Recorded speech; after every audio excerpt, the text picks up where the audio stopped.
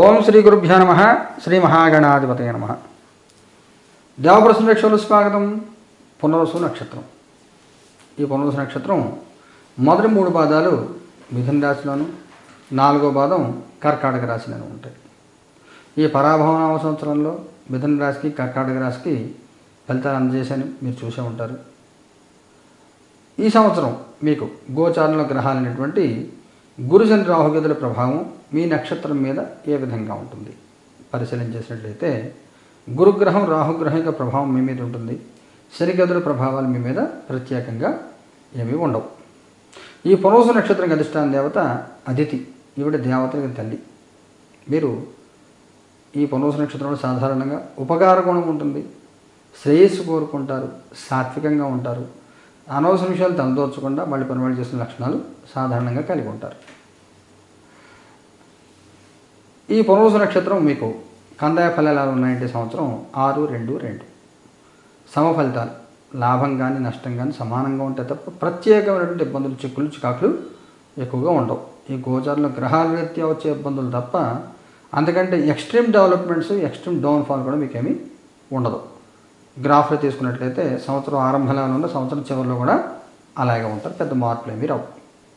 ఇకపోతే ఈ సంవత్సరం ఎవరైనా పునర్వసు నక్షత్రం 4వ పాదంలో పిల్లలు పుడితే, అంటే ఉగాదిగాయతు జూన్ 18 లోపుగా ఎవరైనా పిల్లలు పుట్టినట్లయితే, పునర్వసు నక్షత్రం పుట్టినట్లయితే వాళ్ళు గురుడు ఉచ్చగా ఉంటాడండి. సంవత్సరంలో గురుడు వచ్చే, కానీ ఈ సంవత్సరంలో ఆయన సొంత నక్షత్రంలో ఉచ్చగా ఉంటాడు. వాళ్ళకి జీవితంలో ఉన్నతమైన స్థితి కలుగుతుంది, రాజయోగం కలుగుతుంది వాళ్ళ జీవితంలో, వాళ్ళకి వాళ్ళ పేరెంట్స్కి కూడా. ఒకసారి మనం ఈ ఫలితాలు మనం విశ్లేషణ చేసుకుందాం. ఈ సంవత్సరం మీ గురుగ్రహం పునర్వసు, పుష్యమి, ఆశ్లేష, మఖ మరలా వక్రించి పునర్వసు నక్షత్రంలో సంచారం గురుడు ఈ సంవత్సరం. ఈ పునర్వసు నక్షత్రంలో జూన్ 18 పునర్వసులో ఉంటాడు, మీ జన్మ నక్షత్రంలో సంచారం. దీని మూలంగా కొంత అనారోగ్యాలు, ధన నష్టాలు కలుగుతాయి. ఎవరికి ఎలాగా? మిథున రాశిలో ఉన్నవారికి 2వ స్థానంలో గురుగ్రహ సంచారం జూన్ 2 నుంచి గురుగ్రహ సంచారం జూన్ 18 వరకు కొద్ది రోజులు మాత్రమే. ఈ 2వ స్థానంలో సంచారం ఉన్నప్పుడు ఆ సమయంలో మీరు ఏదైనా కొనాలన్నా అమ్మాలన్నా కానీ జూన్ 2 నుంచి జూన్ 18 వరకు కొంచెం ఆగండి. ఆ టైంలో పెద్ద ఇన్వెస్ట్మెంట్లు అవి చేయొద్దు. అమ్మడం కానీ కొండ కానీ పెద్ద ట్రాన్సాక్షన్లు ఏమి చేయకుండా ఉంటే మంచిది. తర్వాత గురుడు సంచారం పుష్యమి నక్షత్రం, ఆశ్లేష, మఖ మళ్ళా పుష్యమి. ఈ క్రమంలో గురుడు అతిచార గమనంలో సింహరాశిలో కొంతకాలం ఉంటాడు, అక్టోబర్ 31 నుంచి 2027 జనవరి 24 వరకు. ఈ సమయంలో మిథున రాశిలో ఉన్న పునర్వసు నక్షత్రం వాళ్ళకి మొదటి 3 పాదాల వాళ్ళకి కొంత ఇబ్బందికర వాతావరణం ఉంటుంది, గురుడు కొంత వ్యతిరేకత ఉంటుంది. ఇదే సమయంలో ఈ రాహుకేతుడు కూడా రాశి మార్పు, 10వ స్థానంలో శనిగ్రహ సంచారం, ఉద్యోగంలో సమస్యలు తలెత్తాయి, కమిట్మెంట్ ఫుల్ఫిల్ చేయలేకపోతారు, టైంకి ప్రాజెక్ట్ కానీ వర్క్ కానీ పూర్తి చేయలేక మాటలు పడుతూ ఉంటారు. కొంత ఇబ్బంది ఉంటుంది, చికాకులకి శాతం ఎక్కువగా ఉంటుంది. జాగ్రత్తగా ఉండండి. అనుకూల శత్రువులు, ముందర నమస్కారం పెట్టి వెనకాల తిట్టే వాళ్ళు ఉంటారు, మోసం చేసేవాళ్ళు ఉంటారు. అందువల్ల కొంచెం జాగ్రత్తగా ఉండాలి. ఇక కర్కాటక రాశిలో పునర్వసు నక్షత్రం 4వ పాదం వారికి మీకు ఉగాది లగాయతు జూన్ 2 వరకు 12వ స్థానంలో గురుగ్రహ సంచారం. మీరు ఫలితాలు మీరు చూసే ఉంటారు, అది ఇబ్బంది.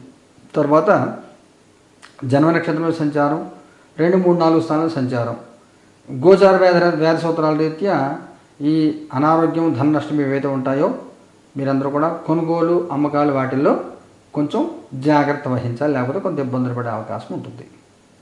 ఇక శనిగ్రహం యొక్క ప్రత్యేక వ్యాధ సూత్రాల ఫలితాలు కూడా ఈ సంవత్సరం మీకు అప్లై కావు. గోచార రీత్యా, రాశి రీత్యా మీకు మిథునం వారి 10వ స్థానంలో, కర్కాటకం 9వ స్థానంలో సంచారం కాబట్టి అనుకూల స్థానాలు కాదు. 3, 6, 11 మాత్రం శని యోగిస్తారు, మిగతా వాటిలో యోగం పట్టదు. కానీ కష్టపడి పనిచేస్తే ఖచ్చితంగా మీకు ఫలితం వస్తుంది. ధార్మికంగా ఉంటే ఫలితం వస్తుంది. మోసం చేయకుండా నిజాయితీగా పనిచేస్తే ఎటువంటి ఇబ్బందులు లేకుండా మీకు జీవనగమనం సాఫీగా సాగిపోతుంది, ఉద్యోగంలో చిక్కులు లేకుండా ఉంటుంది. పర్వాలేదు, ఎందుకంటే మీ జన్మ నక్షత్రం అధిపతి గురుడు ఉచ్చులో ఉండి గోచారంలో గురుడు మీద దృష్టి ఉంటుంది కాబట్టి కొంత ఆయన కంట్రోల్ చేస్తూ ఉంటాడు. ఇక రాహుకేతుని తీసుకున్నట్లయితే మీకు ఈ సంవత్సరం కేతుగ్రహం యొక్క వేధ ప్రత్యేకంగా ఏది లేదు. రాశిరీత్యా వచ్చేటువంటి ఫలితాలు తప్ప అంతకంటే ఎక్కువ లేదు. మిథున రాశి వారు 3వ స్థానంలో కేతుగ్రహ సంచారం, అనుకూల సంచారం, సహాయం దొరుకుతుంది, చేసిన పూజల వల్ల ఫలితాలు వస్తాయి, కొన్ని సందర్భాల్లో ఊహించని లాభాలు కలుగుతాయి, సహాయ సహకారాలు లభిస్తాయి. డిసెంబర్ 5ని రాహుకేతులు రాశి మారిన తర్వాత మిథున రాశి వారికి, అంటే మిథునంలో ఉన్నటువంటి పునర్వసు 1, 2, 3 పాదాల వాళ్ళకి 2వ స్థానంలో కేతుగ్రహ సంచారం, 8వ స్థానంలో రాహుగ్రహ సంచారం, ఇది కొంత ఇబ్బంది పెట్టేది. ముఖ్యంగా ఈ రాహు శతభిషంలో ఉన్నప్పుడు మీకు కొంత ఇబ్బంది పెడతాడు. ఆగస్టు 2 దాకా శతభిష నక్షత్రం రాహు ఉంటాడు. ఈయన 18వ నక్షత్రంలో సంచారం. దీని మూలంగా వివాదాలు, తగాదాలు, కొన్ని సందర్భాల్లో తీవ్ర అనారోగ్యాలు, ఇబ్బందులు. మీకు 9వ స్థానంలో సంచారం.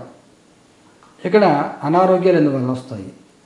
మితిమీరి శ్రమ పడటము, టైంకి భోజనం చేయకపోవడము, వీటి మూలంగా ఫుడ్ పాయిజనింగ్ అనేది జరిగే అవకాశం కూడా కొంతమందికి ఉంటుంది. అది ముఖ్యంగా కర్కాటక రాశిలో ఉన్నటువంటి 4వ పాదం, పునర్వసు నక్షత్రం 4వ పాదం వాళ్ళకి ఎక్కువ ప్రభావం ఉంటుంది. అందువల్ల బయట జంక్ ఫుడ్ తినద్దు, ఫుడ్ ఆరోగ్య విషయంలో జాగ్రత్త తీసుకోండి.